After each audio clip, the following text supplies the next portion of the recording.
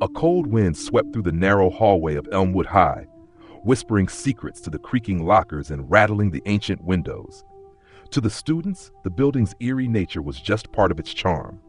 But beneath its faded walls, something darker lingered, a truth no one wanted to admit. It began with Claire, a senior known for her inquisitive nature. One evening, while staying late to finish a project, she noticed something strange about room 313. The room was always locked, the glass panel in the door obscured by heavy, dust-covered curtains. Legend had it that a student named Ethan vanished there decades ago during a school lockdown. Officially, the disappearance was dismissed as a runaway case, but whispers told of something more sinister. Some said the room consumed him. Claire, skeptical of ghost stories, but intrigued by the mystery, decided to investigate. That Friday, as the janitor prepared to lock up, she snuck into the hallway and slipped a paperclip into the lock of room 313. The door opened with an unsettling groan. The air inside was stifling, heavy with the scent of mildew and something coppery like rust or blood. The faint hum of the overhead fluorescent light flickered to life, casting jagged shadows on the peeling walls. On the floor, she saw an old notebook, its leather cover cracked and brittle. Inside were scribbled notes and sketches, frantic and chaotic, like a journal of someone losing their mind. "He watches," one page read. "Not a ghost, not human, eyes in the dark." Claire felt a chill crawl up her spine. She pocketed the notebook and left, her footsteps echoing in the silent corridor. That night she read through the journal. The entries detailed strange occurrences, whispers from empty corners, the feeling of being watched, shadows that moved on their own. Ethan had written about room 313, describing a malevolent presence he called the Keeper. The next day, Claire showed the notebook to her friends, Sam and Lisa. They laughed it off, calling it an elaborate prank. But Claire was convinced it was real. To prove it, she proposed they return to room 313 together that evening. Reluctantly, her friends agreed. As the sun dipped below the horizon, the three entered the school under the cover of darkness. The hallways felt different at night, elongated, oppressive, as if the building itself were alive. When they reached room 313, Claire unlocked the door and stepped inside. This time, the air was colder, the scent more pungent. Sam shone his flashlight around the room, revealing nothing out of the ordinary at first. But then Lisa gasped, pointing to a dark stain in the corner, a faint, hand-shaped imprint that seemed to pulsate under the light. The temperature dropped sharply. The flashlight flickered, and then the door slammed shut. Panic set in as they tried to open it, but it wouldn't budge. From the shadows, a low, guttural sound filled the room. Claire turned toward the sound, her flashlight catching a glimpse of something, an impossibly tall figure with hollow eyes that glowed faintly red. Its skin was stretched tight over its skeletal frame, and its bony fingers reached out toward them. Lisa screamed, but the sound was swallowed by the oppressive silence. The figure moved impossibly fast, its hollow gaze fixed on Claire. She clutched the notebook, realizing too late that it wasn't a warning. It was a summoning. The lights burst, plunging them into darkness. Claire felt icy fingers wrap around her wrist, pulling her toward the corner. She screamed for help, but her voice echoed back distorted, as if the room itself was mocking her. Sam and Lisa clawed at the door, finally breaking it open and tumbling into the hallway. They turned back, only to find the room empty. Claire was gone. The police searched the school, but no trace of her was found. Sam and Lisa were questioned extensively, but could offer no answers. The principal ordered room 313 sealed permanently, its door replaced with a brick wall. But the students knew it wasn't enough. Whispers spread of late-night screams echoing through the hallways, and shadowy figures seen through the cracks in the boarded-up windows. Some claimed to hear faint whispers, begging for help in a voice that sounded eerily like Claire's. Sam dropped out of school shortly after, plagued by nightmares and the feeling of being watched. Lisa transferred, but she, too, couldn't escape the sense that something was following her. Room 313 remained a cursed space, its dark secrets sealed behind layers of brick and denial. But everyone knew, whatever lurked there was still waiting. And sometimes late at night, it would reach out for the curious, the brave, or the foolish who dared to cross its path. Story number 2. Late one autumn night, In the sprawling grounds of Willoughby College, a group of students gathered around a fire pit near the woods. It was a tradition to share ghost stories during midterms, the tension from exams mingling with the chill in the air. But no one expected their storytelling to summon something real. It started with Victor, a quiet senior who rarely joined these gatherings. He told the group about the Watcher, a campus legend whispered by janitors and old professors. The story went that decades ago, a professor named Dr. Maynard conducted bizarre experiments on students in an abandoned lab under the library. After an experiment went horribly wrong, the lab was sealed off. But the legend claimed that Dr. Maynard's spirit, or something worse, still lingered, watching and waiting for students to stray too close. The group laughed nervously as Victor described the Watcher's glowing green eyes and the way it whispered your name just before taking you. As the fire crackled, Sarah, a sophomore, brushed off the tale as pure fiction. "If this Watcher is real," she said, smirking, "why hasn't it gotten you yet?" Victor didn't laugh. Instead, he leaned closer to the fire, his face grim. "Because I've never gone down there, but I've heard it." His words sent a shiver through the group. As the night grew colder, the fire burned low, and the students started drifting away. Sarah, emboldened by Victor's story, decided to prove it was all nonsense. She convinced her roommate, Lily, to accompany her to the library's basement. The campus was eerily quiet as they approached the building, the massive stone structure looming in the moonlight. Inside, the air was stale, and the faint hum of fluorescent lights buzzed above. They descended the staircase to the basement, their footsteps echoing in the narrow hallway. At the end of the corridor, a rusted metal door stood ajar, revealing a dark, musty room. Sarah hesitated, the bravado she'd shown earlier faltering. "Come on," Lily whispered, nudging her forward. The room was filled with dusty shelves and shattered glass beakers.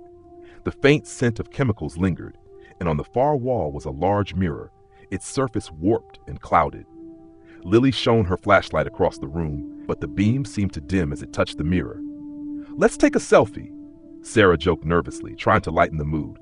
She held up her phone, and the two posed in front of the mirror. When Sarah looked at the screen, her heart dropped. Behind them, in the reflection, was a figure, a tall, gaunt man in a lab coat, his eyes glowing a sickly green. She spun around, but the room was empty. "Let's go," Lily whispered, panic rising in her voice. As they backed toward the door, the mirror began to hum, a low vibration that grew louder. The surface rippled like water, and the figure stepped forward, its movements jerky and unnatural. "Sarah," it rasped, its voice low and guttural. "Stay." They bolted, sprinting up the stairs and slamming the library doors behind them. But the figure didn't follow. It didn't need to. Over the next few days, Sarah began to feel strange. She would wake up in the middle of the night drenched in sweat, her name echoing faintly in her ears. She started seeing green flashes in her peripheral vision, but when she turned, there was nothing there. Lily noticed the changes too. Sarah's skin grew pale, her eyes sunken, and she stopped attending classes. Then one night, she disappeared. Lily searched everywhere, finally returning to the library basement. The metal door was now sealed shut, and no amount of force could pry it open. On the floor in front of it, she found Sarah's phone.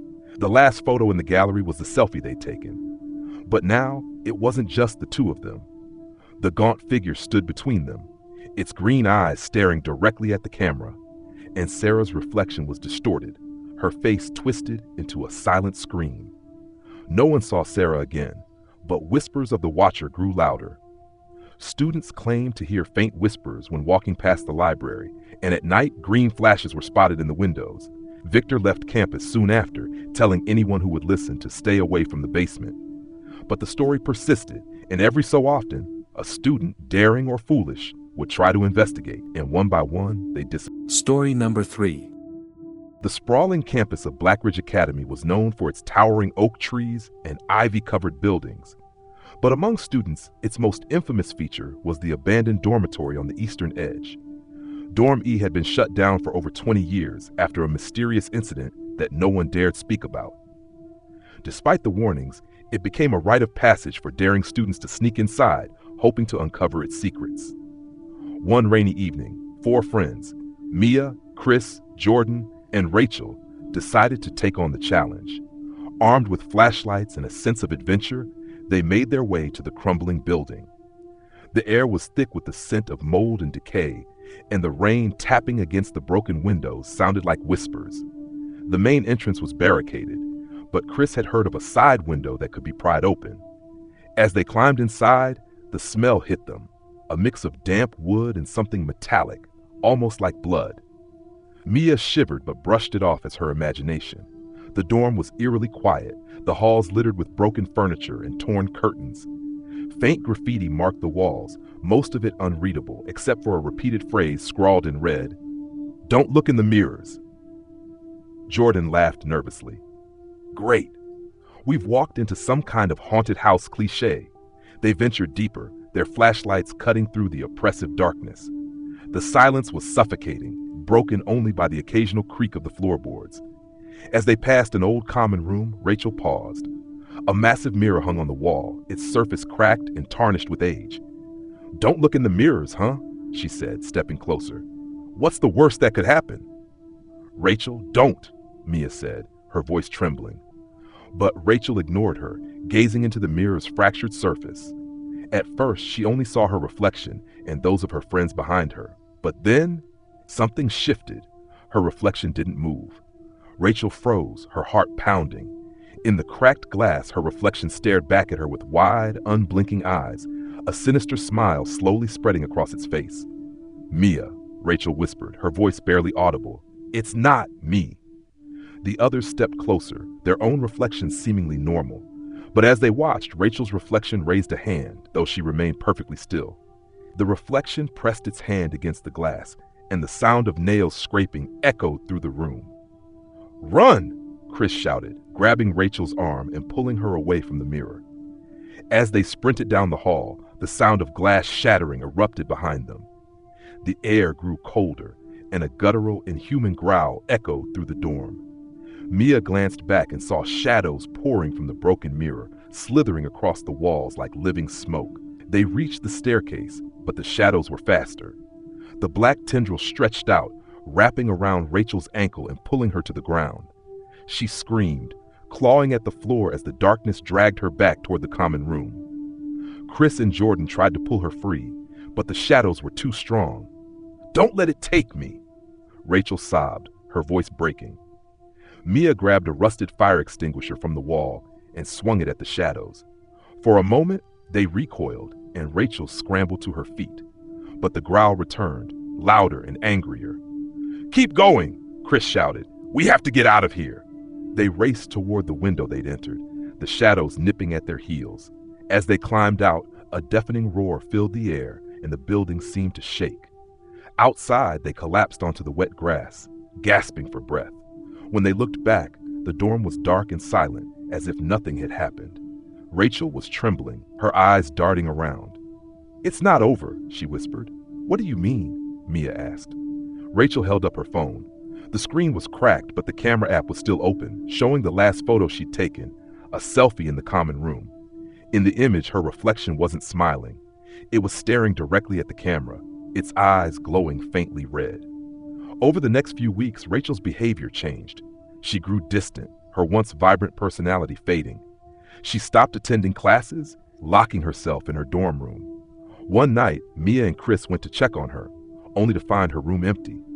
On her desk was a single note, scrawled in shaky handwriting. "I looked in the mirror." After Rachel's disappearance, rumors about Dormy spread like wildfire. Some students claimed to see her face in mirrors across campus, her eyes filled with terror. Others swore they heard her voice late at night, begging for help. The dorm was sealed off completely, but the warnings persisted. "Don't look in the mirrors." But every few years, a student would dare to enter, and without fail, they were never seen again.